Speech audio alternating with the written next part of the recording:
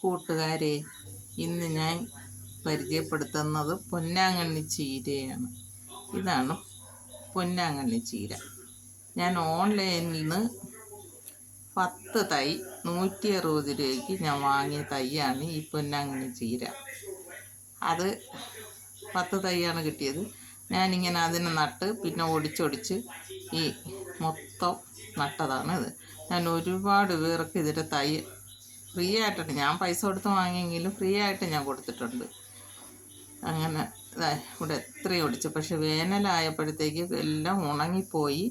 എന്നിട്ട് വീണ്ടും മഴ, ഉണങ്ങിയല്ല, അതങ്ങ് ചെറിയ ഇലയൊക്കെ ആയി നിന്നതാണ്. അപ്പോൾ അതിനെ മഴ പെയ്യണതിന് മുമ്പായിട്ട് ഞാൻ എല്ലാം മണ്ട വെട്ടി നിർത്തി കൊടുത്തു. അപ്പം മഴ പെയ്ത് കഴിഞ്ഞപ്പോഴത്തേക്ക് വീണ്ടും തിളിർത്ത് കയറി. ഇനിയിപ്പം നമുക്ക് ചീരയ്ക്ക് മുട്ട് വരെയില്ല. എപ്പോഴും ഇത് ഇങ്ങനെ നമ്മളിങ്ങനെ നുള്ളി കൊടുത്താൽ അടുത്ത് തിളുത്ത് കയറുള്ളൂ. ഈ തിളിരലയാണ് നല്ലത്, മുറ്റിയാലയ്യ. ഇങ്ങനെ തിളുത്ത് കയറണ ഈ ചീരയാണ് നല്ലത്. ഇത് നമ്മളെ ആരോഗ്യത്തിന് നല്ല ചീരയാണ്. ഇത് തമിഴ്നാട്ടിലെ എൻ്റെ ചേച്ചി താമസിക്കുന്നിടത്തൊക്കെ അവർ പിടി കെട്ടി കെട്ടുകണക്കിന് കൊണ്ടുവരും. പൊടിച്ചീര എന്നാണ് അവർ പറയണത്. നമ്മളിവിടെ പൊന്നാങ്കണ്ണി എന്ന് പറയണത് അവർ പൊടിച്ചീര എന്നാണ് പറയണത്. അത് എൻ്റെ ചേച്ചിയൊക്കെ ദിവസവും പൈസ കൊടുത്താണ് വാങ്ങണത്. അവർ നടയൊന്നുമില്ല, ഇഷ്ടം പോലെ കിട്ടും അവർക്ക്. നമ്മളെ നാട്ടിൽ ഇത് കുറവാണ്. പക്ഷെ ഇത് തണലിൽ നിൽക്കുമ്പോഴാണ് പച്ച കളറായിട്ട് കിട്ടണത്. നല്ല വേനൽ, നല്ല വെയിൽ, നല്ല സൂര്യപ്രകാശം കിട്ടണടുത്ത് അത് തണ്ട് ചോക്കും. ചിലർ പറയും ഇത് 2 ഇനമൊക്കെ ഉണ്ടെന്ന്. 2 ഇനമൊന്നുമില്ല, ഇത് 1 ഇനമേ ഉള്ളൂ. അത് വെയിൽ ഉള്ളിടത്ത് നല്ല ചോക്കും, തണലത്ത് ഇരിക്കുന്നിടത്ത് പച്ചയാവും. പിന്നെ വളം ഇല്ലെങ്കിൽ പൊടി ഇലയാവും.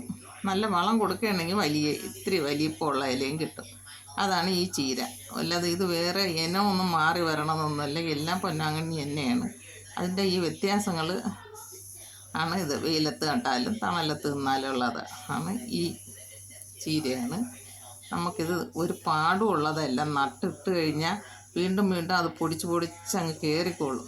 പിന്നെ നമ്മൾ ഒന്നും ചെയ്യണ്ട. ഇത്തിരി ഇടയ്ക്കിടയ്ക്ക് ഇത്തിരി ഈ ഞാൻ ഒഴിക്കുന്നത് ഇത്തിരി കഞ്ഞിവെള്ളവും കടലപ്പിണ്ണാക്കും കൂടെ ഇട്ട് കോത്തിട്ട് അതിൻ്റെ കുറച്ച് മതി തെളിയെടുത്ത് അങ്ങോട്ട് കൂടെ ഒഴിച്ചു കൊടുത്താൽ അത് വീണ്ടും ഇഷ്ടം പോലെ തിളുത്ത് കയറിക്കൊള്ളാം. അല്ലാതെ ഒരു രാസവെള്ളവും ഇടണ്ട, ഒന്നും ഇടണ്ട.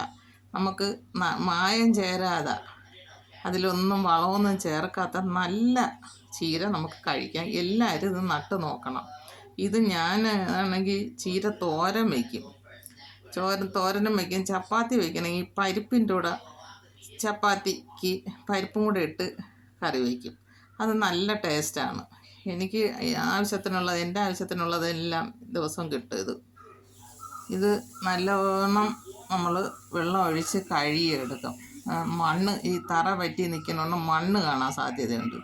അതുകൊണ്ട് 2 വെള്ളം പൈപ്പിൻ്റെ ഒട്ടി വെച്ച് നല്ല വൃത്തിയായിട്ട് കഴുകിയെടുക്കണം. കഴുകിയെടുത്ത് പിന്നെ ആണ് നമ്മളിത് അരിഞ്ഞെടുക്കുന്നത്.